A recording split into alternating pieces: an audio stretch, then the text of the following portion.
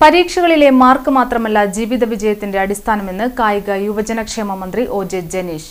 Kodungallur merchants അസോസിയേഷന്റെ merit day സംസ്ഥാന കായിക യുവജനക്ഷേമ വകുപ്പ് മന്ത്രി ഒ.ജെ. ജനീഷിന് സ്വീകരണവും academic centre for career excellence എന്ന പേരിൽ വിദ്യാർത്ഥികൾക്ക് സമ്പൂർണമായ കരിയർ ഗൈഡൻസ് നൽകുന്ന അക്കാദമിയുടെ ഉദ്ഘാടനവും നിർവഹിച്ചു. സംസാരിക്കുകയായിരുന്നു മന്ത്രി. മുഴുവൻ വിഷയങ്ങളിലും എ+ ഇല്ലെങ്കിൽ ജീവിതം അവസാനിച്ചു എന്ന രീതിയിലുള്ള സമ്മർദ്ദമാണ് അധ്യാപകരും രക്ഷിതാക്കളും ഉൾപ്പെടെയുള്ളവർ കുട്ടികളിലുണ്ടാക്കുന്നത്.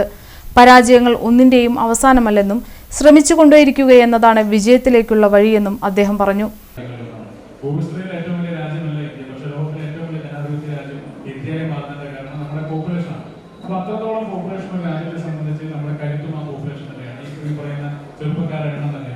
ആ ചെറുപ്പക്കാരാണ് നമ്മുടെ രാജ്യത്ത് നിന്ന് മറ്റു രാജ്യങ്ങളിൽ ഇങ്ങനെ ഒരു ബ്രെയിൻ ഡ്രെയിൻ പോലെ സംഭവിക്കുന്ന പോലെ പോയിക്കൊണ്ടേയിരിക്കും.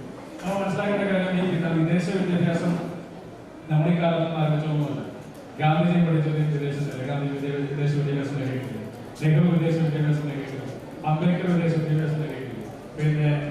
പിന്നെ നമ്മുടെ സുഭാഷ് ചന്ദ്രബോസ് വിദേശ വിദ്യാഭ്യാസം നേടിയിട്ടില്ല. നമ്മുടെ സ്വാതന്ത്ര്യ സമര സേനാനികൾ പോയി എടുത്തു നോക്കും.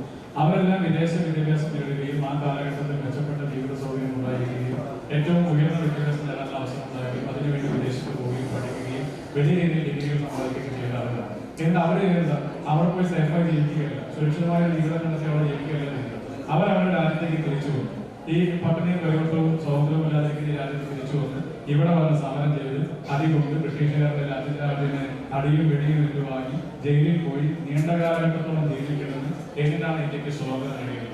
ആ സ്വാതന്ത്ര്യം കിട്ടിയത് കൊണ്ടാണ് നമ്മളൊക്കെ ഇപ്പോൾ വർഷങ്ങൾക്ക് ശേഷം ഇങ്ങനെയൊക്കെ സ്വതന്ത്രമായ രീതിയിൽ ജീവിക്കുന്ന സാഹചര്യം ഉണ്ടാകുന്നത്. അപ്പോൾ അതിന്റെ ഏറ്റവും പ്രധാനപ്പെട്ട കാര്യം എന്ന് പറയുന്നത് നമ്മൾ ഇന്ന് ജീവിക്കുന്ന തലമുറയിൽ നമ്മൾ കാര്യങ്ങൾ ചിന്തിക്കേണ്ടത് നമ്മുടെ തലമുറയ്ക്ക് വേണ്ടിയിട്ടാണ്.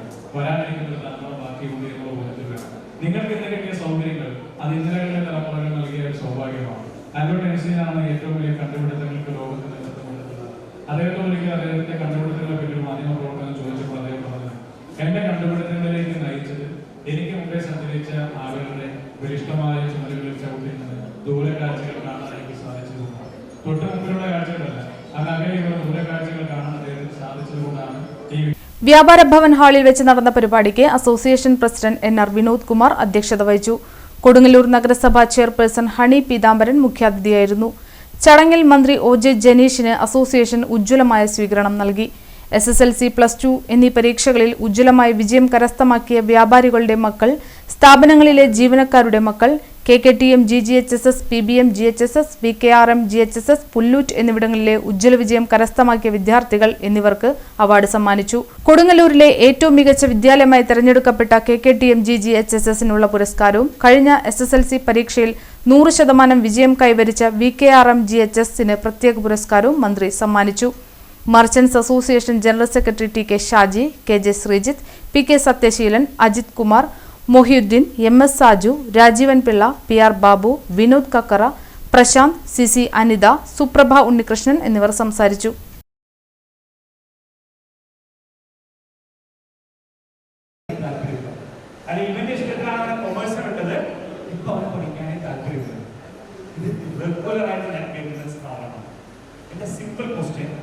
അല്ലെങ്കിൽ ഇപ്പൊ നമ്മൾ കരിയറുമായി ബന്ധപ്പെട്ട് ആരോട് ചോദിച്ചാൽ പറയുന്ന ആദ്യത്തെ സാധനമാണ് മോന്റെ ഇൻട്രസ്റ്റ് എന്താണോ അതിന് പൊക്കോട്ടെ, അല്ലെങ്കിൽ മോന്റെ ഇൻട്രസ്റ്റ് എന്താണോ അതിന് പൊക്കോട്ടെ.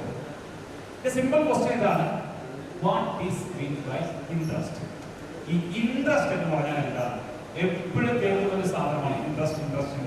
ഇൻട്രസ്റ്റ് അനുസരിച്ച് പൊക്കോട്ടെ, ഇൻട്രസ്റ്റ് അനുസരിച്ച് പോകണം എന്നുള്ളത്. ഈ ഇൻട്രസ്റ്റ് എന്ന് പറഞ്ഞാൽ എന്താണ്?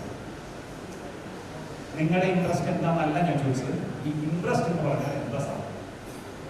എന്താണ് ഈ സാധനം? എന്താണ് ഇൻട്രസ്റ്റ്? ഏറ്റവും കൂടുതൽ കേൾക്കുന്നതായതുകൊണ്ടാണ് ഞാൻ ചോദിച്ചത് ഇൻട്രസ്റ്റ് എന്താണ്. ഇൻട്രസ്റ്റ് എന്ന് പറഞ്ഞാൽ നമ്മൾ എന്താണ് മനസ്സിലാക്കി വെച്ചിരിക്കുന്നത്?